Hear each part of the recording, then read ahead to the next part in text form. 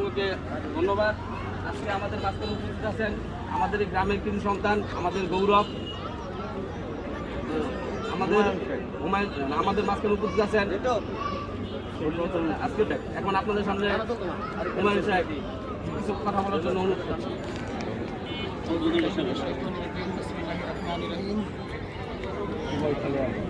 আজকে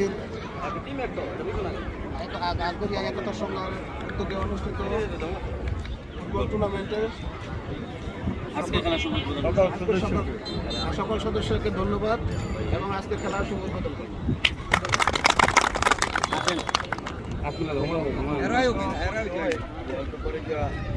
আমি তো টিম ম্যানেজার না, আমি